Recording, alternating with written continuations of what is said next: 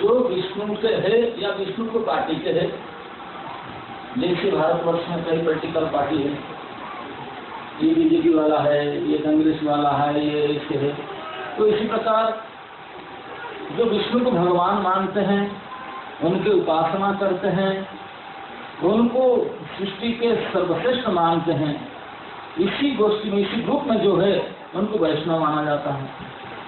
वैष्णव, शैव, गाणपत्य, से प्राय संसार में लोग पंच उपासना करते हैं, 5 प्रकार के देवताओं को।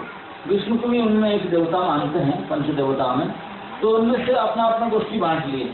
ये तो सूर्य है, गाणपत्य है, और ये शैव है, ये वैष्णव, इस प्रकार मानते हैं। तो उनके हिसाब से तो जो विष्णु के हैं, विष्णु को अपने नेता मानते हैं, वो वैष्णव है। लेकिन हम लोग के अंदर जो वैष्णव शब्द का प्रचलित है वो ऐसा नहीं है, वो इन अर्थ में नहीं आता ना। हम विष्णु के है इसलिए वैष्णव कहलाएंगे, नहीं नहीं, इसलिए नहीं। विष्णु के तो कोई माने ना माने, सभी तो विष्णु का है ही है। इसको कोई अज्ञान से अगर 10,000 अंधे आ जाए, आकर पिटीशन साइन करके बोलेंगे हमको दिखाई नहीं पड़ता, आकाश में चंद्र सच्चे से झूठे लोग बोलते हैं, हम नहीं मानते। साइन करके अपील दे दें तो उनका बात माना जाए। तो ऐसे हमने सैकड़ों अंधे बोलने से रहते तो बात क्या है, तो विष्णु का तो है ही, विष्णु सर्वोपरि है, कोई माने या न माने इसे कोई फर्क नहीं पड़ता। तो इसलिए हम विष्णु के हैं इसलिए वैष्णव कहलाने, ये बात हम नहीं मानते। जो गौड़ीय वैष्णव लोग उसको वैष्णव नहीं मानते। तो हमारा वैष्णव का तात्पर्य क्या है? हमारा परंपरा में, हमारे संप्रदाय में वैष्णव इनको कहते हैं जिनके अंदर वैष्णव उचित गुण प्रकट है, जो वैष्णव उचित आचार व्यवहार करते हैं, उनको देख करके वैष्णव कहा जाता है। वैष्णव का शब्द है कि तू विष्णु के भक्त है, केवल कहने का मात्र विष्णु के भक्त साइन बोर्ड लगा करके नेम प्लेट टांग कर घूमने से नहीं होगा। विष्णु के भक्त है तो आपके बातों से, आपके व्यवहार से, आपके आचरण से प्रकट होना चाहिए। जैसे हमारा समाज में आजकल बहुत जातिवाद चलता है, हम ब्राह्मण है, पंडित है, ये शूद्र है, ये तो क्षत्रिय है, इसे कहते हैं। लेकिन भगवान ने, जिन्होंने चतुर्वर्णम मया सृष्टम, भगवान बोलते मैंने तो सृष्टि किया जातिवाद, लेकिन ये किसके आधार से किया? चतुर्वर्णम मया सृष्टम, गुण कर्म विभाग से, गुण और कर्म के आधार में, कई जन्म के आधार पर तो नहीं किया उन्होंने। जन्म नाम जायते शूद्र, जन्म होते ही तो शूद्र ही होते हैं। किसको पता है क्या है क्या? जन्म से किसी को कुछ नहीं पता। जन्म नाम जायते शूद्र, संस्कार होता है, संस्कार है जो दोबारा संस्कार दिया जाता है तो दोबारा जन्म, बीज मतलब दोबारा जन्म तभी होता है संस्कार के अनुसार। संस्कार बीजोच्यते, वेद पाठक भवेद विप्र, तो वैदिक ज्ञान को पढ़ने से विप्र बनता है। उसके बाद ब्रह्म जाना है ब्राह्मण, जो ब्रह्म ज्ञान तक पहुंच गया ब्राह्मण हो सकता। लेकिन उसके ऊपर में ब्रह्म ज्ञान को जानने के बाद ब्राह्मण बनते हैं। लेकिन वैष्णव जो विष्णु तत्व जाना सब वैष्णव, उसके ऊपर वैष्णव मतलब, वैष्णव मतलब निश्चित रूप से वो ब्राह्मण होगा, निश्चित रूप से वैदिक क्रिया कर चुका होगा, निश्चित रूप से ये सारे कोर्स कंप्लीट कर चुका होगा। सारे वैदिक शास्त्र में इसको कहा गया है। श्रीमद महाप्रभु को, श्रीमद महाप्रभु चैतन्य महाप्रभु जो पुरी में थे, तो उनके अनुयायी बार बार उनको मिलने आते थे, चतुर्मास रहते थे उनके साथ में। रथ यात्रा आदि करने के बाद जो विदा लेकर जाते थे तो पूछते थे महाप्रभु को, प्रभु आप तो आप छोड़ के जाते हैं, फिर नेक्स्ट ईयर आएंगे, कुछ तो उपदेश कीजिए, कुछ तो उपदेश कीजिए। तो भगवान श्री चैतन्य महाप्रभु उन भक्त मंडल को उपदेश करते हैं, बस आप लोग भक्त है, वैष्णव है, आप लोग का उपदेश एक ही काम होना चाहिए, काम एक ही होना चाहिए, एक ही है बस, ओनली वन। क्या असत्संग त्याग वैष्णव आचार। वैष्णव जो है उनका आचरण तो केवल एक ही होता है, इतना सारे कॉम्प्लेक्सिटी नहीं। क्या है? असत्संग त्याग, यही वैष्णव का आचरण। अभी प्रश्न उठता है, सारे हम जितने अभी सुने हैं, सत्संग करो, सत्संग करो, सत्संग करो, सत्संग से उद्धार होता है, उद्धार होता है। श्री भगवान कहते हैं सत्संग नाम नहीं ली। क्या कहे भगवान ने? बोले भक्तों का तो एक ही आचरण होता है, क्या? असत्संग त्याग। दो, एक तो असत्संग को छोड़ना, दूसरा सत्संग को पकड़ना। इसमें कौन सा महत्वपूर्ण है ना? महाप्रभु यहाँ सत्संग नहीं करने के कहे, यहाँ कहे मतलब सत्संग कर चुके होंगे, भगवान के साथ जब बातचीत करें और क्या सत्संग करें? क्या भगवान के साथ 4 महीना रहे, अब विदाई समय उसको पूछ रहे हैं, हमारा कर्तव्य बताए प्रभु, कैसे बिताएंगे? आपने 4 महीना तो आपके साथ रहे, अभी 8 महीने के बाद फिर साल बीतेगा, फिर चांस मिलेगा आपके पास आने के लिए, हम क्या करें? इस समय महाप्रभु उनको उपदेश देते हैं, कुछ नहीं करो, एक ही काम करना है, वन फोल्ड एक्टिविटी, वो है असत्संग त्याग। असत्संग त्याग, देखिए आप और हम सभी तो भौतिक संसार में पड़े हैं ना, सब दुखी है ना, सब त्रिताप पे ग्रस्त है ना, सब तकलीफ टेंशन में पड़े हैं ना। एक तो सभी मानेंगे इस बात की, इसमें कोई निर्धारित का नहीं है ना। और हम सभी चाहते हैं सुख प्राप्त करने, त्रिताप से बचने, इससे उद्धार पाने, सभी चाहते हैं ना। तो अगर मैं यहाँ बैठा हूँ, यहाँ मुझे गर्मी लग रहा है, सर लग रहा है, तकलीफ हो रहा है, तो सबको बोला है बहुत तकलीफ हो रहा है, कष्ट हो रहा है, कोई दयालु हो तो यहाँ आ जाओ ना, यहाँ ठीक है। उपाय बता दिया, क्या बताया? यहाँ चले जाओ, यहाँ तकलीफ है, वहाँ आ जाओ, आपके लिए ठीक है, आ जाओ, मैं बैठ जाती। तो मुझे पता चला कि मैं जो दुख में हूँ, तकलीफ में हूँ, तापग्रस्त हूँ, इस स्थान पर यहाँ जाने से मैं सुखी हो जाऊंगा। अभी इस स्थान को जाने सुखी हो जाऊंगा, तो पहले इस स्थान को जाऊं या पहले इस स्थान को छोड़ूं? पहले क्या करना पड़ेगा बताइए? छोड़ना पड़ेगा। बिना उसको छोड़े स्थान जा पाएंगे नहीं। हम जब चलते हैं डेली, एक पैर उठाते हैं कदम में, जब भी वो पैर जैसे जम नहीं जाता तो दूसरा पैर उठेगा नहीं, वापस आ जाए। तो पहले जिस स्थान से हम दुखी हैं, जिस स्थान से हमको परेशानी है, अगर हमको मुक्ति पाना चाहते इस स्थान को छोड़ना पड़ेगा, फिर इसी पकड़ना पड़ेगा। इसी को पकड़ते हुए वहां नहीं जा सकते, इसी को रखकर भी नहीं जा सकते। तो इसलिए बताया गया कि असत्संग त्याग। हमारे संस्था के आचार्य श्री प्रभुपाद जी ने सारे दुनिया में चांचल्य सृष्टि किए, ये आंदोलन करके हजारों नवयुवक युवती उनको कपड़ा उतार दिए, बाल कटवा दिए। हाँ, कम बड़ी काम नहीं। किसके बल पर? हरिनाम के बल पर। लेकिन श्री प्रभुपाद ने जो भक्ति की शिक्षा दे रहे थे, तो भक्ति के साथ साथ बोले देखो भाई ये तो है, ये सब करना, लेकिन सबसे पहले संस्था के आने में हम क्या 4 परहेज रखते हैं। परहेज जानते हैं? जैसे हम कभी किसी बीमारी में पड़ते हैं, डॉक्टर के पास जाते हैं, डॉक्टर देखता है, नाम सब टेस्ट करके रोज तुरंत मेडिसिन लिखता है। मेडिसिन देने के समय बोलता है देखो दवाई तो लो, लेकिन ये चीज परहेज करना। अगर हम परहेज ना करें, दवाई खाए तो काम नहीं करेगा। तो इसी प्रकार अगर कुछ हम लेना चाहते हैं, बनना चाहते हैं, पाना चाहते हैं, कुछ छोड़ना पड़ेगा। तो इसी प्रकार श्रीमद् महाप्रभु कहते हैं अगर आप मेरे आदेश के अनुसार कुछ करना चाहते हैं, केवल इतना ही करो, असत्संग को छोड़ दो। असत्संग त्याग करना, तो ये गलत को छोड़ देना, ये बहुत महत्वपूर्ण बात है।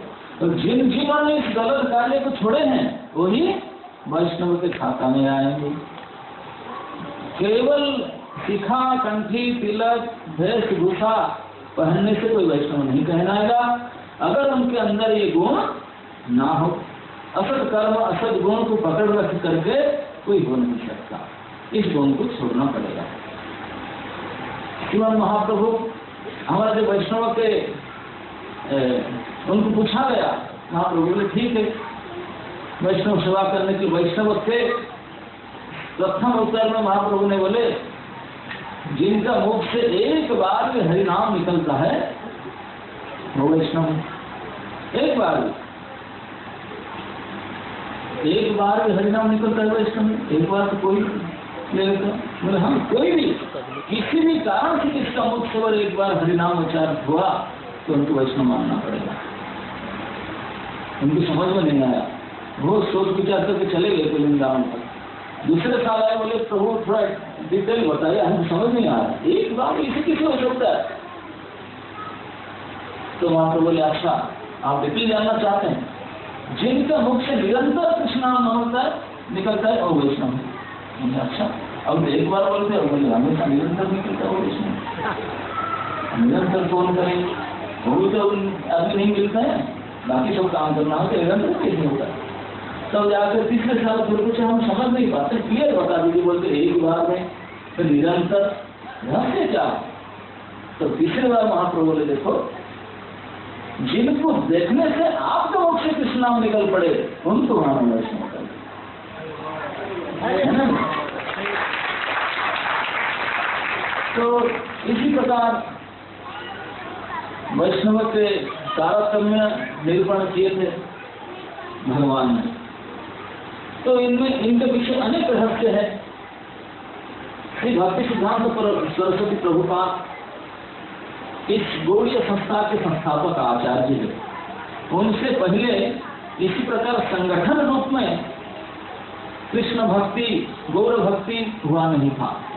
तो ये प्रथम आचार्य हैं जिन्होंने इस मठ को स्थापना की गौर भगवान गौरवाणी प्रचार करने के लिए। यही प्रथम आचार्य हैं। तो उनकी परंपरा में श्रील प्रभुपाद आते हैं उनके शिष्य के रूप में। तो उन्होंने एक कविता लिखे हैं। इस कविता का नाम क्या है, वैष्णव के, बंगाली भाषा में लिखे हैं वैष्णव के। उसका अर्थ है किसको हम वैष्णव माने, वैष्णव कौन है, उसके ऊपर समीक्षा की उन्होंने, बड़ी लंबी है वो। तो उसमें वो बंगाली भाषा में लिखा गया है मेरे कृष्ण। तो उसमें उन्होंने कई प्रकार की चर्चा की है कि जो केवल माथा में तिलक लगाया, हाथ में माला लिया, शिखा रखा, धोती पहना, उसको वैष्णव नहीं माना जाएगा। जो कीर्तन करता है, जो प्रवचन करता है, उसको भी नहीं माना जाएगा। जो सेवा में लगा हुआ है और भगवान की आरती उतारता है, आरती करता है, ड्रेसिंग करता है, उनको भी नहीं माना जाएगा।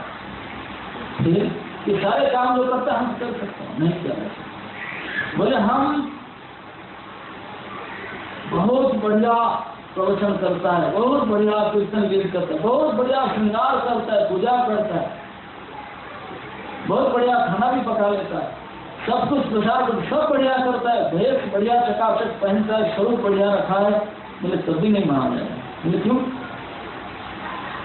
ये सब वैष्णवोचित रूप, भेषा, व्यवहार, आचार और प्रचार, गीत संगीत सब कुछ, बोले ना ये सब क्यों? बोले ये सब इमिटेशन किया जा सकता है। इमिटेशन समझते ना, समझ सकते ना इमिटेशन क्या है? इमिटेशन किया जा सकता है, लेकिन वैष्णवता को इमिटेशन नहीं किया जा सकता। ये सब एक्सटर्नल, बढ़िया बोलना, बढ़िया आचरण करके दिखा देना, ये फिर कैसे जाने वैष्णव के? तो सिद्धांत सरस्वती प्रभुपाद कहते हैं इसी प्रकार बाहरी वेशभूषा, रंग ढंग, आचार व्यवहार और चाली बोली, बोलना चलना, प्रचार से नहीं जान सकते हैं, तो है इस प्रकार करते हैं। लेकिन सही वैष्णव को जानना हो कैसे जानेंगे? जब तक वो एक काम क्यों कर रहा है उसको अगर नहीं जान पाए तब उन्हें पता नहीं लगता क्यों ऐसा भेष पहना है, क्यों ऐसा काम कर रहा है, क्यों ऐसा बोली बोल रहा है, उसका पीछे क्या रहस्य है, क्या उद्देश्य है। उसको जब तक हम नहीं जान पाएंगे तब तक हम पता नहीं लगा पाएंगे कि कौन। हम कई भक्तों को देखे हैं अपने इस भक्ति के अभ्यास के कारण में।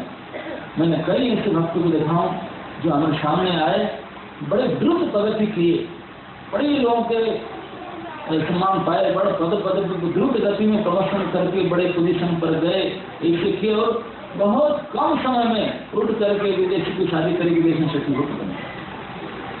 मतलब उनका लक्ष्य कुछ और था। इस लक्ष्य को प्राप्ति करने के लिए जो जो करना था, देखिए ये काम करने से लक्ष्यों की प्राप्ति होगा, ये लक्ष्य प्राप्ति के लिए उपाय ले सकते हैं। बोले इस प्रकार के ढक्कन मन वेशभूषा पहनने से, इस प्रकार कुछ कार्य कल्पना करने से, इस प्रकार कुछ चाम धाम दिखाने से मेरे ये जो मैं चाहा है सिद्ध हो जाए, मेरे लक्ष्य पूर्ति हो जाए। अगर इस प्रकार की कपटता के कारण, इसी प्रकार के आपने कुछ मन में कुछ अभिष्ट पूर्ति करने के लिए कोई इस प्रकार वैष्णवता को दिखाव लगाव करे तो फिर सही नहीं, ये तो कपटता। तो फिर असलियत में तभी पता चलेगा ये क्यों ऐसा कर रहा है आचरण। जब तक क्यों ऐसा करता नहीं पता चलेगा तो हम निर्णय नहीं कर पाएंगे कि वैष्णव देना नहीं। इसलिए सारे शास्त्रों में जब वैष्णव के प्रश्न उठता है तो बोलते हैं कि वैष्णव क्रिया मुद्रा विज्ञान आभूषण। बड़े बड़े ज्ञानी पंडित भी चकरा जाते हैं, पता नहीं क्या है। हिरण्यकशिपु जब तपस्या करने गया था तो देवताओं को थोड़ा मिला, स्वयं मिला, बोले अभी देखा तपस्या में अभी जो करना है कर लो, शांति है। तो इंद्र ने सारे फोर्स लेकर के आके अटैक किया हिरण्यकशिपु का करके, अटैक करके धन संपत्ति लिया और हार गए। जो राजा नहीं था तो प्रजा हार गए, उनके सैनिक। तो जाकर के बाकी कुछ लूटपाट न कर सीधा उनके वाइफ को अरेस्ट किया, अरेस्ट करके लेकर जा रहा था। और वो प्रेग्नेंट थी, उनको लेकर जा रहा था इंद्र जी। और सब कुछ इनको क्यों ले जा रहा है ना, उनके गर्भ के अंदर जूनियर हिरण्यकशिपु है। एक हिरण्यकशिपु हम नाक में डाल करके रखा है, अभी वो गया है तपस्या करे वैकेशन टाइम में, अगर इसको खबर नहीं ले अब दूसरा हिरण्यकशिपु पैदा हो जाए तब तो हमारा हाल खराब। तो इसलिए पैदा होने से हमको मार देते नहीं। देखिए आजकल तो हम लोग इंद्र की जगह से और आधांश है, क्योंकि जन्म होने से पहले गर्भपात कर डालते, लेकिन इंद्र एक खतरनाक पाप नहीं करना चाहते थे। गयाति को लेकर जाना चाहते थे, बोले लेकर के मैं रखूंगा उनका प्यार में, जब पुत्र जन्म होगा तब पुत्र को मारूंगा, गर्भ से हत्या नहीं करूंगा। हिरण्यकशिपु का बेटा दूसरा हिरण्यकशिपु होगा तब जो लेकर जा रहे थे रास्ता में नारद जी मिले, इंद्र को डांटे, बोले ऐसा क्यों कर रहा है ना, आपको पता नहीं आपको हाल खराब कर रखा है, ये हिरण्यकशिपु का लड़का है, उनकी पत्नी है, वो होगा तो और खतरनाक होगा। तो नारद जी डांटे उसको, ऐसा कुछ आयन थोड़ी है कि हिरण्यकशिपु का पुत्र हिरण्यकशिपु होगा। इंद्र बोला नहीं ना, बोले नहीं, असुर है, उनका वंश परंपरा असुर का है, खान पान आसुरिक है, संग भी आसुरिक है, घर वर सब उनका पुत्र असुर नहीं बोला ना, ये तो महाविष्णु भक्त होगा। तो इसी सत्रह है। तो देवराज इंद्र का भी विउंडरमेंट हो गया था, उनके विचार सारे देवताओं का विचार भी विउंडर हो गया, उनका निर्णय गलत हो गया कि असुर राज का पुत्र भी सर्वश्रेष्ठ भक्त हो सकता है। ये किसी समझ में नहीं समझ में आया, लेकिन नारद जी जो डांटे समझ गए, नारद जी की गलती नहीं बोलेंगे, छोड़ दिए, माफी मांगी, परिक्रमा करके चले गए। तो जब देवताओं के राजा इंद्र इतने बड़ी पद में रहकर की पहचान नहीं पा रहे थे, तो बाकी हजार उदाहरण है, किसी भी प्रकार से भक्त को पहचानना भारी कष्ट है। बड़े बड़े ज्ञानी पंडित भी चकरा जाते हैं, समझे नहीं पाएंगे। एक भक्त की कहानी अगर समय है तो एक सत्य घटना है, आप शायद सुने होंगे, दक्षिण भारत में आज से लगभग 1500-2000 साल पहले का बात। अलवर होते हैं। अलवर जानते हैं, हम सुने हैं, जैसे हमारे यहाँ गोस्वामी होते हैं, भक्ति में जो सबसे उत्कृष्ट होते हैं, तो दक्षिण भारत में ऐसे बहुत पुराने अलवर हुए हैं। 12 अलवर अब तक हुए हैं जो भक्ति में अति उच्च स्तर पर थे। तो एक अलवर हुए थे जिनका नाम तिरुमंगी अलवर था, जिन्होंने दक्षिण भारत के बहुत प्राचीन मंदिर जो श्री रंग मंदिर है, रंग मंदिर का मुख्य मंदिर का निर्माण उन्होंने किए थे। वो अलवर में जन्मसिद्ध भक्त थे। जन्म से ही, क्योंकि जन्म के पहले से उनका संस्कार था, भगवत कृपा से भगवान के विशेष आयुध का अवतार थे, वो भक्त थे। तो जन्म से बालकपन से ही उन्होंने गृह त्याग दिए थे। गृह त्याग करके भगवान में पूरा उनका मन लगा था और भजन करते करते निकल गए, घूमते थे मेंढीकांड की तरफ। तो उनके जो गुण के भिखारी की तरह घूमते थे भगवत भजन करते हुए, ना कोई घर था, ना परिवार में संबंधी कुछ नहीं, जहाँ मर्जी घूमते घूमते भजन करते थे। लेकिन उनका इतने गुण था। भक्तों में सर्वश्रेष्ठ गुण क्या है? भागवत कहता है कि जो भक्त हैं, जो साधु है, उनके अंदर गुण में सर्वश्रेष्ठ नंबर 1 गुण होगा सहनशीलता, नम्रता।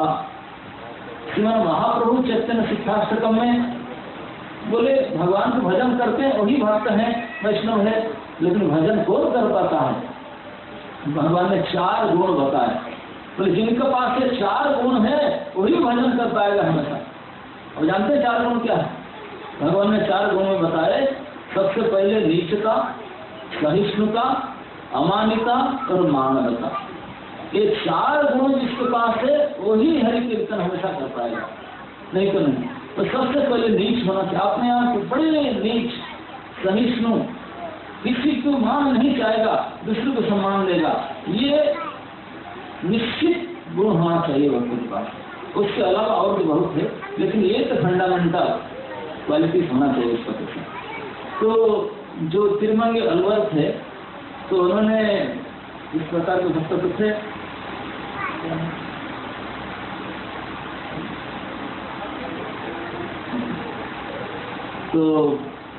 तो उन्होंने अपने दैवयुक्त गुण के द्वारा जो समाज में भ्रमण कर रहे थे, कुछ लोग उनके प्रति आकृष्ट हुए।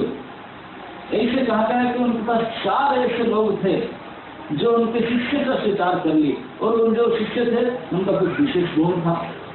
एक ऐसे शिष्य उनको मिला जिन्होंने पानी के ऊपर चलकर जा सकता, वो सिद्धि प्राप्त किया था। हम जैसे स्थलभाग में चलते हैं, पानी में चल के जा सकता था।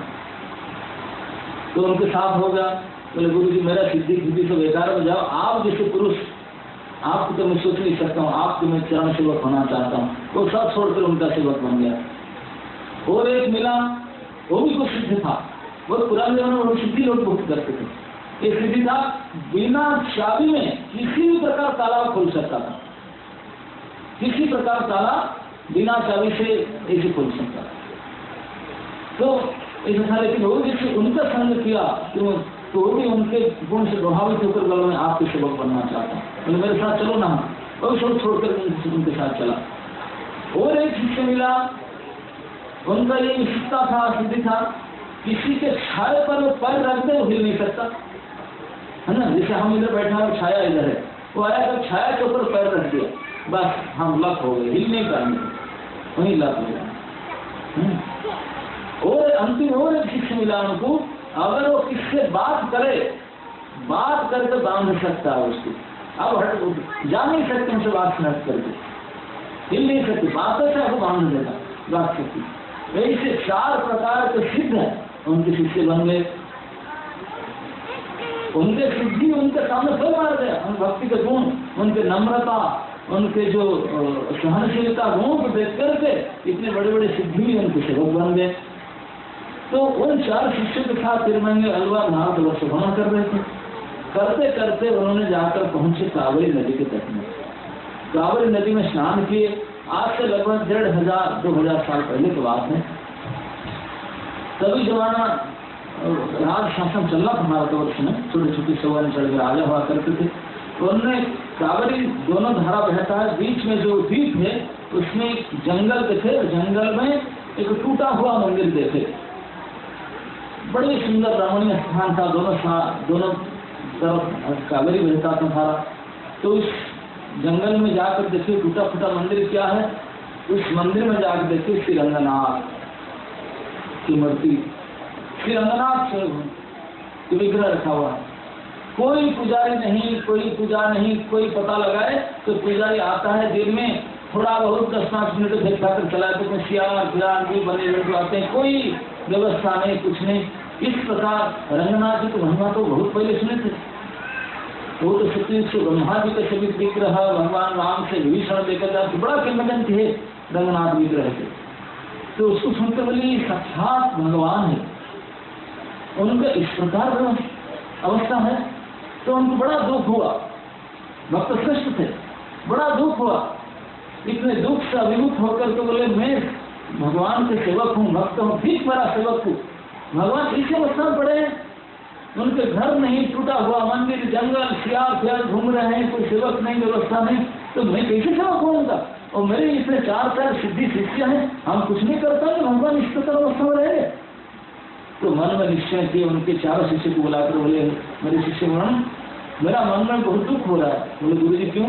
ना मेरे प्रभु इस अवस्था में पड़े हैं, और मैं कैसे कैसे उनके पास आया, उनके लिए कुछ व्यवस्था करना है ना, गुरु की सेवा करना, प्रभु की सेवा करना। मेरा हम आपके साथ हैं, जो बताइए ना। नहीं, हम चलेंगे और यहाँ से बड़े बड़े बदामी लोगों से मिलेंगे, राजाओं से मिलेंगे, धन इकट्ठा करके इस मंदिर को रिनोवेट करेंगे, उनको बढ़िया बनाएंगे, उनको पूजा वूजा की व्यवस्था करेंगे, तो बिल्कुल बढ़िया काम करेंगे। तो उनको साथ में लेकर के उन्होंने दूसरे दिन से निकले। जहाँ जहाँ आसपास में बड़े बड़े बदामी व्यक्ति मिलते थे, उनको जाके मिलते थे, वो बोलते थे कुछ हमको सहायता कीजिए, तो हम भगवान श्री रंगनाथ जी के भव्य मंदिर बनाना चाहते हैं, उनके सेवा पूजा के व्यवस्था करना चाहते हैं। कोई लोग उनको जन्म है ज्यादा बोलते हैं। कई लोग से मिले, कई राजा जमींदार से मिले, बहुत कम, कोई रिस्पॉन्स नहीं कि बराबर सब नहीं हुआ। महीना 1-2 घूमते घूमते परेशान होकर काफी दुखी होकर बैठे, बुला करके सब शिष्य को बुला करके बोले देखो आप लोग तो देख लिए ना क्या, 2 महीने तक हम दिन रात एक करके उनके पीछे दौड़े, कितने उनको खुशामत सम्मान किए, कितने किए मांग जाते, लेकिन कोई भगवान की सेवा के लिए तत्पर नहीं। तो फिर क्या करें? बोले हमको तो भगवान की सेवा करना चाहिए, करना तो चाहिए ना। अगर ऐसे धनी लोग तो करवा चाहते हैं तो कुछ होता तो है नहीं, टाइम खराब होता है, हम भी मर जाएंगे, कुछ होने वाला तो है नहीं। भगवान इस दुरावस्था में पड़े हैं, उसको करना चाहिए ना, करना आप आदेश दीजिए, हम कर सकते हैं ना। मेरा तो मन कहता है ना, बताए बोलिए क्या मन, मेरा मन कहता है उन लोगों को खुशामत नहीं करेंगे, उनके धन को लूट कर ला करके भगवान की सेवा करेंगे। अरे गुरु जी कहना क्या है, आपको आदेश दे, हमारे पास जो रूम है ऐसे कोई से धन निकाल नहीं, आप बैठे रहो।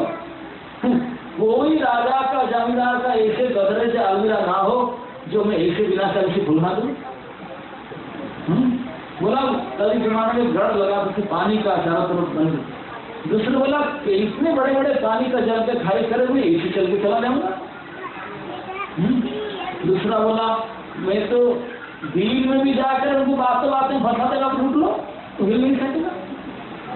बोला मैं तो दिन में भी छाया में पर सीधी से उठा सकता था, इसको आपसे से काम कर सकते थे। सब उनके मन साथ बोले तो हम एक चोरों का टीम बनाएंगे, डाकू, जैसे डाकू के दल बनाया गया। और सबसे पहले डाकू के सरदार बने हुए भक्त श्रेष्ठ तिरुमंगल स्वयं बने और 4 शिष्यों के साथ डाका डालने का निर्णय करके डकैती किए। तो आसपास के बहुत सारे डकैती और थे, उन्होंने देखना ये डकैत हमसे कई गुना निष्पत है, तो बोले हम ही इंडिपेंडेंट डकैती करके कुछ कमाते नहीं, उनका साथ हो जाने से मोटा माल मिले। तो ये जो खुचरे डकैत थे ये होलसेल जमीन भी हो। बोले उस्ताद हम भी आपका साथ लगे, बोले हमारा जो किस्सा देगा ना हम भी आपके साथ हैं। मतलब ये छोटे मोटे चोर तो चोरी होते हैं। तो ऐसे चुन करके कम से कम हजारों डाकू सिलेक्ट करके अपनी टीम बना ली। इतने बड़ी डाकू की टीम बन गया, पूरे दक्षिण भारत में सब राजा लोग टकराने लगे। बाप रे बाप, खतरनाक डकैत टीम वो तो ऐसे ही आता उनके सीधी राम के पास। और वो डकायत 3 डाका डालते हैं, सारे उनकी पब्लिक के प्रति सहायता करते। कोई गांव में जाते हैं, गांव के जमींदार को लूटते हैं, गांव में तो गरीब होते हैं, उनको देखने से उनको मदद भी करते हैं। तो गरीब लोग बोलते हैं अच्छा है, डाकू हमारा अच्छा, ये बोलता अच्छा नहीं। तो पब्लिक से सपोर्ट मिलता था, तो इसलिए बड़े बड़े राजा, बड़े बड़े जमींदार तो हाथ उठा पा नहीं सकते, इनसे अद्भुत चोर है। और एवरी डे रात को चोरी करने जाते थे, प्रतिदिन चोरी करते थे, और चोरी करके जो संपत्ति लाते थे, बहुत सारे संपत्ति, सबको हजारों डाकू उनके ग्रुप में हो गए, सबको उन्होंने सलाह दी, बोले देखो हमारा जो प्रोजेक्ट है, आप सब चोरी कर जाओ, धन का हिसाब किताब मैं रखता हूँ, अंत में मेरा कार्य प्रोजेक्ट पूरा हो जाएगा, सबको अपना अपना हिस्सा के साथ और बोनस मिला करके दे दूंगा, आप काम करते रहिए, मेरा प्रोजेक्ट पूरा हो जाए तो आपके हिस्सा तो इंटरेस्ट साथ में एक साथ में दे दूंगा। राजी है, इसमें उसके गुण था, उनका व्यवहार ऐसा था, उनसे डाकुल भी प्रभावित थे, लेकिन भक्त के गुण से, आचरण से डाका भी प्रभावित हुआ। तो उन्हें बोले हाँ हाँ उस्ताद सही है, हम काम करेंगे, दे देना, बिल्कुल हिसाब रहता है, खाता हूँ बिल्कुल नोट कर रखता हूँ, किसका कितना कितना कमाई है, सब एक साथ में दे दूंगा। हाँ, और कभी जाऊँ तो ब्याह तो था नहीं, इधर पूरी रखे, इतना सेफ डिपोजिट नहीं रहेगा, एक साथ में किसके साथ मिलेगा। अच्छा बात। तो डकैती करने लगे, कहते हैं कि लगभग 60 साल तक कंटिन्यू उन्होंने चोरी काम किए, क्योंकि वो जो मंदिर निर्माण कर रहे थे, रंग मंदिर अब गए होंगे श्रीरंगम में, तिरुचिनापल्ली में, प्रथम जो दीवार बड़े गोमुखम गोपुरम विशाल, वो कम से कम 20 साल तो भी लग गया बनाने में। फिर उसके बाद और एक गोपुर, एक से करते करते भव्य मंदिर तक लगभग 55 से 60 साल लग गया कंप्लीट उनका मंदिर के भगवान की प्रतिष्ठा करके सारे ठीक करने में। 55 से 60 साल तक चोरी करते करते ही काम किए, एवरीडे चोरी करते थे। इसी समय एक था, एक राजा के घर में चोरी करने गए थे, उस राजा एक भक्त था, तो उनका जो मंदिर था उनके राजमहल में, और भगवान कृष्ण के विग्रह रखा था, बड़ी प्रतिपत्तिशाली राजा था, इसके उनको बताए थे डाकू सरदार को उनके मंदिर में बहुत धन रत्न है।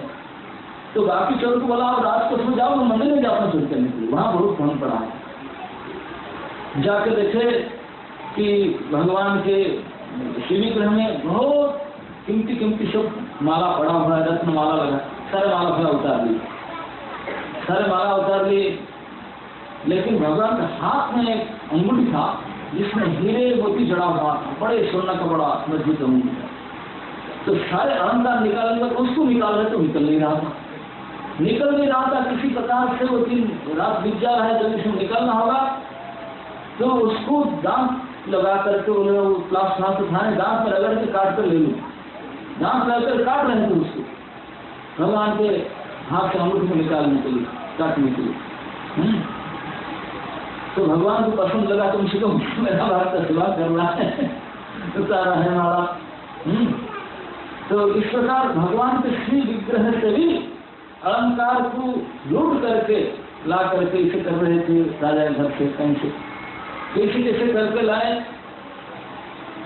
जब इतने दिन तक, लंबे समय तक उन्होंने धन इकट्ठा करते थे, और ये कहा गया कि प्रतिदिन उन्होंने धन इकट्ठा करके लाते थे, सबका हिसाब किताब करते थे, सबको सोने के बाद सब सुना थे आपका इतना इतना जमा हो गया, आपको मिलेगा, फिर सब रेस्ट करते थे, रखो खा पी करके। उन्होंने जाते थे धन को लेकर के, मजदूरी काम करते थे लोग मंदिर निर्माण में, 1000 लोग लगे थे काम करने में, वो 1000 काम देखते थे, उनको पेमेंट देते थे, उनको पेमेंट देखने के बाद, काम देखने के बाद स्वयं जाते थे भिक्षा करने के लिए, स्वयं जाकर भिक्षा करके जो समय आधा घंटा मिलता था भिक्षा करके जो लाते थे उसी को बना करके भोग लगाकर खाते थे। ये जो चोरी माल से एक नया पैसा खुद नहीं खाया ना, आपने भी कुछ नहीं, आपने ये तो प्रतिदिन भिक्षा करते थे सायं समय में, शाम तक तो बिजी रहते थे मंदिर निर्माण में, शाम को जाते थे भिक्षा करने, भिक्षा करके जो भिक्षा मृत्यु मिलता था, जो भी चावल आटा जो मिला उसी से जो बनाएंगे वही उनके खुराक होता था, ये उनका नियम था।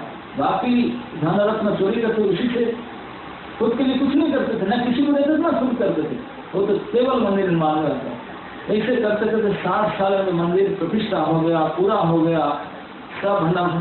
तो सारे चोर बोले कि अब तो डाकू सरदार का हमारे स्टाफ का तो प्रोजेक्ट पूरा हो गया, हमारा हम भी बड़े हो गए भाई, कोई 15-20 साल से काम में लगा होगा, अब तो 70-80 साल के हो गए। तो बोले अब तो हमारा दे दो, डिपोजिट जमा है हमारा दे दो। सब आकर के मांगे, लेकिन उन्होंने सारे धन खर्च कर दिए थे मंदिर निर्माण और प्रतिष्ठा में, कुछ उनके पास था नहीं, कुछ भी नहीं था।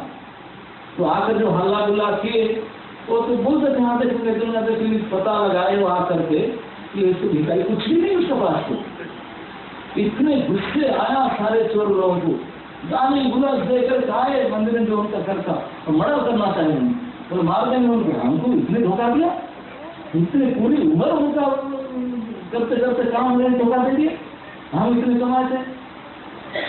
तो जो मर्डर करने आए तो उनके जो 4 शिष्य थे वो बूढ़े हो गए थे, वो स्वयं वृद्ध हो चुके थे, 90 साल के हो चुके। उनको आकर बोले कि इसे भारी विद्रोह हो रहा है, आंदोलन, आपको मार देना चाहते हैं, कुछ बताइए गुरु जी क्या कर ना। तो उनको कुछ मंत्रणा किए, अपने अलग से बैठा कर बोले जाकर अनाउंस कर दो। तो उन्होंने आया, उनके शिष्य ने आकर बोला, मित्रों चिंता मत करो, हमारे गुरु जी ने मुझे अभी मंत्रणा लेकर भेजे, आप सभी का हिसाब निकास का जो अर्थ है उसके साथ इंटरेस्ट के साथ सारे एग्जाम जमा है, चलो आप सबको बांध देता हूँ, आप विद्रोह मत करो। आज ही सबका अपना अपना किस्सा सब पढ़ के सुना दिया, आपको इतने लाख होता है, इतने लाख, सबको आज ही मंथन कर दे। सही है ना? हाँ, यहाँ नहीं है, आपको पता लग गया होगा, यहाँ कुछ नहीं उनके पास, वो दूसरे जगह सेफ रखा गया ना। कहा ना, वो जो देखा जा रहा है पेड़ कावेरी को उस बीच में मिट्टी के नीचे डाल के सब रखा हुआ और वहां निकाल करके आप सबको बांध दूंगा। सही ना? हाँ, अभी गुरु जी ने बताया, अभी नहीं बताया, तो इसलिए चलिए मैं स्वयं साथ में लेकर जाऊंगा, सबको बांध दूंगा। तो 4 शिष्य थे, एक शिष्य को गुरु जी ने बताया, तो अनाउंस किया और बहुत बड़ा फीस तैयारी हुआ। बोले आनंद से सब भोज लगा, भंडारा प्रतिष्ठा खा करके तो कोट आ गया बहुत बड़ा, एक साथ में सब जाएंगे 1000 लोग, बहुत बड़ा कोट, बहुत बड़ा नाव आया और उसमें बैठो, सब चलते जा करके फिर सब ध्यान दे दूंगा, आप जा सकते हैं अपना अपना। सब खुश हो गए, खुश होकर के खूब फेस्टिविटी बनाए, फीस वगैरह खाए। तो सभी बहुत बड़ा कोट हायर किया था, कोट मतलब बहुत बड़ा शिप नाव जैसा, तो उसमें सब लोड हो गए। शाम के समय लोड होकर के सब आशा रखते तो चले जाते सुबह तो जा रहे थे। स्वयं तिरुमंगी अलवार और बाकी दोनों शिष्य के साथ कावेरी नदी पर खड़े होकर देख रहे थे क्या चल रहा है। हजारों डाकुओं को लेकर के उन शिष्य ने उस जहाज में चढ़ करके कावेरी नदी में जहाज चल पड़ा, चलने लगा धीरे धीरे। वो उस चतुर्मास के समय था, बारिश में पूरा पानी कावेरी का उस किनारे इस किनारे मतलब भयानक बाढ़ चल रहा था, लेकिन बहुत बड़ा जहाज था, कोई विपत्ति नहीं था। उसको लेकर के गए, जैसे से धीरे धीरे धीरे धीरे रात बढ़ते जा रहा है, जहाज भी बढ़ते जा रहा है उस द्वीप की ओर, और सभी डाकुओं का मन प्रसन्न होता, बस पहुंच करके हम अपना अपना धन प्राप्त करेंगे, आज इतने धन मिलेगा, ये मिलेगा, खुशी होकर जा रहे हैं। उन किसी को पता नहीं था, जिसने उनको साथ में लेकर जा रहा था वो शिष्य वही था जो पानी में चल करके चल सकता है, वही लेकर जा रहा था। और कोट हायर किया था, कोट के नीचे से छेद रखा गया था बड़ा बड़ा कुछ, तो पानी नीचे से भर रहा था बड़े तेजी से। जितने तेजी से नौका चल रहा था इतने तेजी से नीचे पानी, जैसे मध्य नदी में पहुंचा बीच नदी में, तो अब नौका से बिल्कुल पानी भर चुका था, डूबने वाला है। अरे सब चिल्ला, ये किसे होगा, ये किसे हो गया, और चिल्लाने से क्या होगा, कोई उपाय नहीं। इधर 5 किलोमीटर, इधर 5 किलोमीटर, इधर 5 किलोमीटर, सारे जल ही जल है, कोई उपाय नहीं है। देखते देखते देखते खूब जोर से सब आर्त चित्कार हुआ और हो गया शांत हो गया। जैसे शांत हो गया, 2 शिष्यों के साथ तिरुमंगी अलवार खड़े थे नदी के किनारे। इस करुण चित्कार को सुन करके खूब चित्कार उठा एक साथ में, फिर सब शांत हो गया। तब मोड़ करके उन शिष्य को बोले, बेटो सब भगवान के पास चले गए, वैकुंठ चले गए एक साथ, बोल फिर चल गए, चलो अब घर चलो वापस गए। थोड़ी देर में नदी में चलते चलते एक शिष्य आ गया, वो पानी में चल सकता था, तो चलते चलते वापस आ गए, बाकी सब एक साथ में आते टाइम 1000 मर्डर, होलसेल मर्डर करवा दिए। अब जो आए, अब वही तिरुमंगल हलवार, आज उनका विग्रह पूजा होता है, द्वादश हलवार से मुख्य हलवार माना जाता है उनको, इतने बड़े भक्त माना जाता है, इतने बड़े भक्त माना जाता है। तो कैसे जो अपने जीवन काल से 60 साल डकैती किया, कोई उसको भक्त मानेगा? लेकिन क्या है, उनके साथ जब चर्चा हुआ, आपने इतना कभी में डकैती किया था ठाकुर जी के काम पे, मेरे लिए नहीं किया। बोले लेकिन इतने बड़े मर्डर करवा दिया उसने। बोले उन लोगों को अगर धन दिया होता, मैं धन देता, वो जाकर के शमशान में लगा देता तो उनका उद्धार नहीं होता। लेकिन उनका जीवन का सबसे बड़ी किस्सा हमने मेरे साथ भगवत करने में लगाया, तो अंत में क्यों उनको इस समय करा दूं? तो इसलिए उनको सीधा वैकुंठ भेजवा दिया, और उनको इसलिए मेरे चक्कर भेजवा दिया। तो इस प्रकार से भेज करके उन्होंने, जो किसी प्रकार से कोई सोच नहीं सकता है कि इतने बड़े भक्त है, लेकिन उनके अंदर भाव कैसा है वो तो उन्हीं को मालूम था, तो भगवान को पता था। तो इसलिए बाहर से चाकचक्य से नहीं जान सकते। इसी मंदिर में, वही श्रीरंगम मंदिर में और एक घटना हुआ था, वो भी कलवर थे। उन्होंने वहाँ जो मुख्य पुजारी थे, उनका नाम था श्री लोक सारंग मुनि, जो श्री रंगनाथ जी के मुख्य हेड पीठ थे। तो उन्होंने प्रतिदिन मंगल मुहूर्त में, मतलब सुबह 4 बजे उठ करके कावेरी में जाते थे स्नान करने, स्नान करके रत्न कलश में जल भर करके लाते थे, मंगल स्नान होता था, गंगा जी का मंगल स्नान प्रतिदिन का दिन था। और बाकी बहुत और भी सेवक थे, ब्राह्मण सेवा करते अपना अपना सेवा। तो एक भक्त थे, वो भगवान भक्त थे, वैरागी थे, घूमते थे भिखारी की तरह, उनका कुछ था नहीं, कोई मांगे मिला खाए नहीं खाए, घूमते फिरते, लेकिन केवल भगवान के लिए भजन करते थे। उन्होंने अपने पास से तारा था, इस तरह अंदर इंस्ट्रूमेंट बजा करके गाते थे और पागल की तरह घूमते थे इधर उधर। तो एक दिन उन्होंने घूमते फिरते आकर के कावेरी तट पर शाम के समय पहुंचे। गर्मी का दिन था, गर्मी में बेचारे कहीं खाने के लिए मिला नहीं होगा, कावेरी के किनारे आके बैठ गए, बैठ के नीचे ठंडी ठंडी हवा चलता हुआ, वाह क्या बढ़िया है।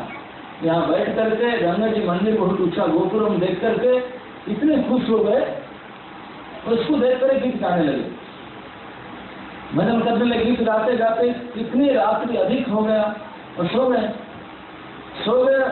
बहुत लेट नाइट में सोए, पता नहीं वो मालूम है, नदी के किनारे सो गए घाट में। तो सुबह सुबह लोग सारंग मुनि भगवान के अभिषेक के लिए, जल लाने के लिए, स्नान करने के लिए गए। सुबह सुबह 4 बजे उठ के कावेरी स्नान करने के लिए जाते समय तो दिखाई नहीं पड़ा, थोड़ा अंधकार था, ये बात में सोए। स्नान करके जल लेकर आते समय देखा, अरे ये गली सोया हुआ है रास्ते में। अब मैं स्नान करके आया, अगर स्पर्श करूंगा तो अशुद्ध हो जाएगा, मैं भी अशुद्ध होगा, भगवान के लिए जल लाता हुआ अशुद्ध हो जाएगा। ये असर क्यों सो गया? गाली में भिखारी लोग कुछ काम नहीं, जहाँ तक देखे पढ़ के सो जाते हैं, लेकिन वो नींद में सोया है, बहुत रात तक ही गया था, उसको पता नहीं सोया हुआ। तो चिल्लाए लेकिन उठा नहीं, उनको नींद में था। तो एक पत्थर उठाया, पैर से उठाकर मारा, गाली देते थे, मतलब क्या यहाँ तक देख के सो जाते, रास्ता में आकर सो गया, देखता नहीं मेरी भगवान की सोच। जैसे पत्थर का ठोकर लगा उनके सर में, चोट लगा, तो उठकर देखा, उठ के देखा कि ब्राह्मण भगवान रंगनाथ के मुख्य पुजारी, प्रथम पुजारी, उन्होंने स्नान करके जलपात्र लेकर खड़ा है मेरे रास्ते से। उठ करके उनको इतने ग्लानि हुआ, दूर से प्रणाम करके पीछे पीछे भागने लगा, बोलने लगा मुझे माफ कर दीजिए, मुझे माफ कर दीजिए, पता ही नहीं था, मैं सो गया, मैं तो पागल हूँ, मुझे माफ कर दीजिए। इसे बोलते बोलते आपने तो धिक्कार करके पीछे हट गया, तो लोग गाली देते देते हुए निकल गए। निकल करके मंदिर में आए, मंदिर में आ करके मंदिर के ताला खोले, ताला खोल करके दरवाजा खोल रहे हैं, दरवाजा नहीं खुल रहा है, खुल नहीं रहा है। ताला खोल डाले, अपने पास चाबी था, दरवाजा नहीं खोल रहे, मतलब दरवाजा अंदर से बंद है। दरवाजा अगर अंदर से बंद है, निश्चित अंदर कोई होगा। मेरी इतने पहले तो कोई नहीं आता, केवल मेरे ही सेवा है, प्रथम सेवा मेरा है, और इसलिए मेन दरवाजा तो कभी मेरा पास रहता है। तो अंदर कौन गया जिसके पास और चाबी है? कौन अंदर गया? वो कौन अंदर जा सकता है? उनका मन में शंका हुआ। तो जो उनका असिस्टेंट हेड पुजारी था, चिल्लाया उनका नाम लेकर के, वो भी शुरू उठ कर क्या हुआ? तो बाहर है, अंदर कौन है? आपका सेवा, उनसे आपके बिना मैं कैसे जाऊँ? चाबी तो आपके पास है, लेकिन मुझे तो खुला चाबी अंदर बंद है कबाड़ ना, पता नहीं और कोई होगा क्या? तो उनको बुलाया गया। जितने सेवक थे रंगनाथ जी के सैकड़ों संख्या में पूरे चारों तरफ सब इकट्ठा हो गए। पूरे चारों तरफ ब्राह्मण कॉलोनी था, रंगनाथ की सेवक कॉलोनी सारे। अभी सुबह 6 बज गए, तब तक 2 घंटा तक इसको बुलाओ उसको बुलाओ, कबाट क्यों नहीं खुल रहा है? और अभिषेक के समय जा रहा है, 5 बजे अभिषेक होना था, 6 साढ़े 6 बजने वाला है। सैकड़ों हजारों लोग गाँव के इकट्ठा हो गए, सुबह सुबह सब हल्ला गुल्ला चल रहा है, कबाट नहीं खुल रहा है।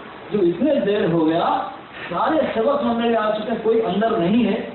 तब लोग शाम मुनि को बड़े विस्मय से लगा कि हो ना हो, बहुत अच्छा उत्कंठा का आश्चर्य से सोचने लगे, हो ना हो अंदर तो कोई नहीं है, तो बात अंदर से बंद है। तो जरूर अंदर से कोई बंद किया, तो हो ना हो ठाकुर ने बंद ना किए, स्वयं रंगनाथ का दरवाजा बंद नहीं किए। ऐसा सोच करके और पानी कलश पकड़ते हुए वहीं से कातर कंठ से प्रार्थना करा, हे प्रभु क्या आपने बंद किया है? ऐसे करके सारे पुजारी और थे, सभी को मिला कबाड़ कैसे बंद हो गया? सभी आश्चर्य से प्रार्थना करने लगे। तो अंदर से मैं जो गंभीर वाणी गूंज करके निकला, हाँ मैंने बंद किया, मैंने दरवाजा नहीं खोलूंगा। भगवान रंगनाथ सब सुन करके शांत हो गए, गंभीर हो गई। भगवान आवाज दे रहे, वो दरवाजा बंद करके नहीं खोलेंगे बोलते। लोग सारा मुनि पूछे, प्रभु क्यों? मैं आपके क्षीर सेवक हूँ, इतना दिन आपके लिए मैंने सुबह से स्नान करके आपका अभिषेक लिया, मुझे प्रवेश करने के कबाड़ बंद कर दिए, इसलिए मैं आपको अंदर आने नहीं दूंगा। भगवान मुझे प्रभु क्यों? मैं क्यों मुझे मारा? तू मुझे मारता है, मैं तुझे आपके पास में नहीं आने दूंगा। प्रभु नहीं हो कैसे सकता है? मैं आपका सेवक हूँ, आपके प्रातःकालीन सेवा करने की हम कैसे मार सकता हूँ? कैसे बात कर रहे हैं? ना नहीं तू मुझे मारा है, मुझे डर लगता है, तुम मुझे आने नहीं दूंगा, मेरे घर में आने नहीं दूंगा। वो गिरिराज बोला, कैसे बता तो दो, कैसे कैसे मारा मैंने? कहाँ मारा? बोले आज ही मारा। अभी तक तो मंदिर में गया ही नहीं, मैं कैसे मारा आपको? मंदिर खुलता नहीं, मैंने अंदर गया नहीं, मैं कैसे मारा आपको? ना नहीं, आप सुस्ता में मंदिर हो, अभी आपके समय मुझे मारा पत्थर में। पत्थर में मारा आपको? नौ रास्ता में भिखारी सोया था, उसका उन्होंने पत्थर मारा ना, उसका सर में लगा ना। हाँ बोला, वो जो भिखारी था मैं और एक कोई अलग नहीं, मैं वही था। आप मुझे पत्थर से मारा, इसलिए मैं दिया नहीं मन कर दिया दवा। अरे वो जो मुख्य पुजारी था, हेड पुजारी, वो स्नान करके गीले कपड़ा में भी है, पानी लेकर खड़ा है, 2 घंटा से इतने परिश्रम करके अभी भगवान बोलते हैं तुझे आने नहीं दूंगा, तुम मुझे मारा। इतने दुखी हो गया, दुखी होकर गिर पड़ा रो करके। बाकी सारे लोग बोले क्या? तो पूछा भगवान को, प्रभु बताइए मुझे मैं क्या करूं? जब आप वही है, अगर मेरे से अपराध होता मैं क्या करूं? मुझे सेवाधिकार फिर मिलेगा, क्या करने में मुझे प्रायश्चित होगा, क्या करने से? तो रंगनाथ बोले ठीक है, अगर तू प्रायश्चित करना चाहता है और अंदर आत्मसेवा करना चाहते तो जाओ, ना बताओ। जा करके ढूंढो, जिसको अपने पत्थर मारा था उसी को अपने कंधे में बैठा करके 7 बार परिक्रमा करो, घूम करके कंधे बैठा कर, कब मैं दरवाजा खोलूंगा तो जाने के लिए। आप जो भगवान के आदेश सुनता था, वो कहना क्या था? तुरंत पानी के कलश यहाँ रख करके रथ में कलश दौड़ा, वही गामछा गिलास कौन करके दौड़ा नदी के घाट पर, पता नहीं वही कि नहीं कहाँ चला गया होगा। दौड़ा, अरे वो अभी तो अकेला नहीं गया, अब तो 7:30 बज चुके, तो पूरे कॉलोनी से जितने ब्राह्मण सेवक, उनके बाल बच्चे पूरे आवाज ढमन उनके पीछे दौड़ पड़े, सब गए दौड़ते। अब जा करके देखा, उन भिखारी ने घाट से उठ करके थोड़े दूर में आधा किलोमीटर पेड़ के नीचे बैठ करके दुख कर रहा था। हाँ, मैं कितने नीच हूँ, धिक्कार है मुझे, मैं सोचता हूँ भगवान को भक्ति भजन कर रहा हूँ, भगवान का सेवक नहा करके जा रहा था, इस रास्ते पर भी सो गया मैंने, उस भगवान की सेवा से बाधा सृष्टि किया, ऐसे भक्त तो नहीं हो। आपने आपको कोस रहा था, भक्त बैठ करके दुख कर रहा था, इतने में देखा कि पुजारी आ रहा है और उसके पीछे तो सैकड़ों हजार लोग दौड़ रहे हैं। समझ गया, मुझे तो एक पत्थर मारा था, तो पकड़ के पीटेगा मुझे लगता है। मन में सोचा तो इतने दुष्ट हो तो पिटने योग्य तो हो, तो पिटाई खाना चाहिए, तो क्यों रास्ते में सोया था इधर। तो जैसे देखा दौड़ता है, आपने ओर से दंडवत प्रणाम करे, बोला मारिए मुझे, मैं मारने योग्य हूँ, मैं गलती किया हूँ, मैं पापी हूँ, मैं नीच हूँ, नीच बोलते बोलते प्रणाम किया। प्रणाम करने से उठा, इधर से मुख्य पुजारी श्री लोग सामने दौड़ कर राम करके उसके चरणों में गिरे। उनकी सोचने का मेरे चरण में क्यों गिर रहे, महाराज ने मारते हुए काफी सारे लोग खड़े होकर देख रहे हैं उनके पीछे। तुरंत बिना कुछ पूछे उनको उठाया, अब तो नहाए भी नहीं थे, ऐसे गंदे वस्त्र पहने हुए थे, किस अवस्था में थे, उनको उठा करके सीधा अपने कंधे पर बैठाया। कंधे पर बैठा कर उस घाट से गया, जाकर अन्य भी मंदिर में 7 सप्त दीवार होता है, कम से कम 5-7 किलोमीटर का लंबा परिक्रमा, मुख्य परिक्रमा, चारों बाजार में 7 बार राम उनको कंधे पर बैठा करके दिन में उनके पीछे 1000 लोग चल रहे हैं, प्रदर्शन कर 4-7 बार घुमाया। इस प्रकार कार्य में उनका नाम पड़ गया। भक्त का नाम है मुनि वाहन, जो मुनि को अपना वाहन बना लिया। लोग सारे मुनि जो भगवान रघुनाथ के मुख्य पुजारी थे, उनको अपना वाहन बना लिया जो, तो इसलिए भक्त का नाम पड़ा मुनि वाहन। इस मुनि वाहन के साथ में 7 परिक्रमा करके जो अंदर दरवाजा खोले तो रघुनाथ खोल दी। तो बोले कि वो केवल जो भगवान को बड़े बढ़िया से श्रृंगार करके अभिषेक करके पूजा करे, भोग लगाए, तो बड़े टाइमली पंक्चुअली जो करे, उसको भी भगवान रोग भी आने नहीं दिए। किसके लिए? एक भिखारी, नाझा भी नहीं था, कपड़ा भी साफ नहीं पहना था, तिलक तिलक की बात ही छोड़ो, कैसा कैसा काम घाट में किधर करता घुटने पे पड़ा था, पागल कर घूम रहा था, उसके लिए तो केवल रूप रंग वेश पोशाक कार्य आचरण से भक्त को पहचान नहीं सकते। तो अभी तक जो आप सुने, आपका मन में विचार से वैष्णव कौन हो सकता है? क्या आपका मन में विचार उठता है? कुछ मन में विचार उठता है? कैसी पहचान करेंगे?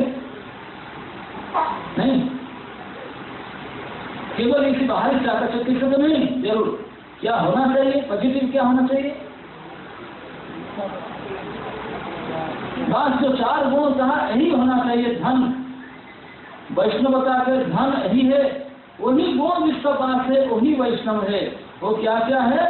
नीचता, सहिष्णुता, अमानिता और मानवता।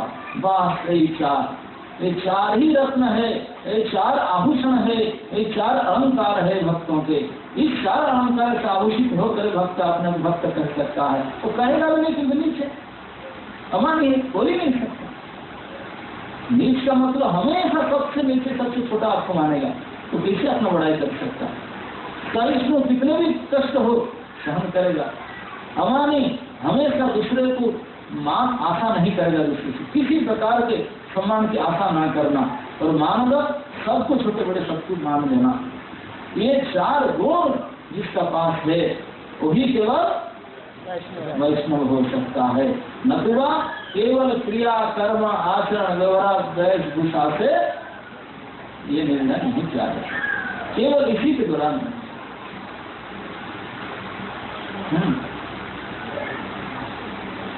1 मिनट का पास है, अगर किसी का कोई प्रश्न हो इस बारे में। इसमें इस बारे में कुछ पूछना चाहते हैं?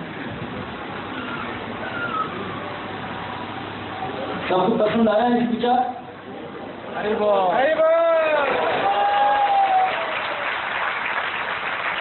तो इसलिए मैं सबको उपस्थित जितने भक्त मंडली मातृ मंडली हैं सबको अंतिम कार्य से प्रार्थना करता हूँ। हमारे संस्था को 50 साल पूरा हो गया। अब इस 50 साल पूरा होने के बाद भी हम आपने को टटोल करके अभी तक नहीं देखे कि मैं तो इतने सीनियर हो चुका हूँ, लेकिन मैं क्या अभी सचमुच वैष्णव भक्त बना या नहीं? मुझे ऐसे नहीं किया, ऐसे कई प्रकार से अपने आप को देखते हैं। इस क्वेश्चन अपने आप को पूछना चाहिए और अपने हृदय को एक बार अलग से एकांत में टटोलना चाहिए कि क्या मेरे पास ये क्या चीज है, मैं इसको क्या प्रस्तुत करता हूँ, मैं नहीं करता हूँ, काहे को दुनिया में कहता हूँ भक्त करके, नहीं कहना चाहिए मुझे। अगर कुछ कहना है हाथ जोड़ के बोलना चाहिए, मैं भी प्रयास कर रहा हूँ, पता नहीं सच्चाई तो वही है। और उसको इस चार चीज को अभ्यास करना चाहिए, लाने के लिए प्रयास करना चाहिए। कैसे लाएं, कैसे अभ्यास करें, जिसका पास है वही से ला सकते हैं, इनसे ला करके अभ्यास करें। अगर हम ये हमारे संस्था के 50 वर्ष पूर्ति में हमारे संकल्प ले, श्रील प्रभुपाद ने अंतिम समय में श्री वृंदावन धाम में 1977 नवंबर 14 शाम को 7:20 में जब बेड में लेटे हुए थे, कई उनके शिष्य समुदाय उनके चारों तरफ बेड के चारों तरफ घूम करके रो रहे थे, पूछ रहे थे प्रभुपाद आप जा रहे हैं, कुछ तो बताइए, हम आप छोड़ के चले जाएंगे, हम क्या करें, हमको ये दिए वो दिए, हमारे लिए सब कुछ किया, हम क्या करें, कुछ तो बताइए, अंत में आप चले जाए हम क्या करें। प्रभुपाद ने बहुत रुके शब्द से अंत में जाने से पहले यही कह गए कि आप जितने मुझे अपना आचार्य मानते हैं, अपना मानते हैं, मैं सभी को ये अनुरोध करता हूँ कि अगर आपका मेरे प्रति कुछ प्रेम है, कुछ स्नेह है, कुछ भावना है मेरे प्रति, तो उसका प्रमाण ये होगा आप आपस में कितने मिल करके काम करते हैं, how you are cooperating each other. The proof of your love affection to me shows how you are cooperating each other. आप आपस में कैसे मिलकर के काम करते हैं, सारे छोटे छोटे अवगुण को छोड़ करके, छोटे छोटे छोड़ करके कितने कोऑपरेटिव, कितने सहयोग करके चलते हैं, वही मेरे प्रति आपके जो स्नेह है उसी से परिचय प्राप्त होगा ना। तो अभी तक तो हम इसी से कमी रह के कर नहीं पा रहे, सहयोग के मामले झगड़ा भले कर डाले लेकिन सहयोग करने में अभी सक्षम नहीं हो पा रहे हैं। तो कम से कम गोल्डन जुबली आ चुका है, अभी से संकल्प ले, आज से इस टॉपिक को आलोचना करके, इस विचार से सुन करके, समझ करके ये विचार मन में लाऊं, ये कसम मन में खाऊं कि आज से कम हम प्रयास करेंगे इस प्रकार के गुणों को अपना करके और आपस में कोऑपरेट करके इस संस्था को कैसे आगे बढ़ाए। मैं स्वयं कैसे, भगवान को उत्तरदायित्व था, भगवान ने प्रत्येक भारतीय को ड्यूटी दे चुके हैं। भारत भूमि पे मनुष्य जन्म है लजा, जन्म सार्थक करी करो उपकार, ये ऑर्डर डायरेक्ट भगवान ने दिए प्रत्येक भारतीय को, प्रत्येक भारतीय, इसमें कोई पुरुष स्त्री बाकी नहीं, मनुष्य मंत्री एवरीबॉडी, पुरुष स्त्री बालक बालिका सभी के लिए भगवान के डायरेक्ट आदेश से आपने जीवन को सार्थक करो और दूसरे के उपकार करो, दूसरे की उपकार करो। तो ये अगर हम नहीं किए, अब कम से कम करने के लिए जितने, हमारा भी गोल्डन जुबली हो चुका है, संस्था का भी गोल्डन जुबली हो चुका है, अभी थोड़े बहुत बच्चे कुछ ड्यू डेट से आने से पहले, एक्सपायरी डेट आने से पहले थोड़े बहुत जो समय है उसी से ये प्रयास करें संकल्प के साथ, कम से कम ये 4 गुण को अपनाऊं और भक्तों के सहयोग के साथ कुछ सेवा करने के लिए चलूं। जैसे प्रभुपाद ने बूढ़े उम्र में 70 साल में संकल्प लिए और 10 साल के अंदर 66 में रजिस्ट्रेशन किए संस्था को, 77 में केरला प्रवेश किए, 10-11 साल में सब कुछ कर डाले, जिसकी वजह से हम यहाँ बैठे हैं। तो आपके पास थोड़े बहुत समय है, अगर उसको बड़े संकल्प के साथ हम इस विचार के साथ निर्जित करने के लिए आज ही संकल्प करें, तो यही संकल्प ही हमारे संस्था के संस्थापक आचार्य के इस 50 वर्ष पूर्ति के लिए सबसे विशेष श्रद्धांजलि होगा। हरे कृष्ण।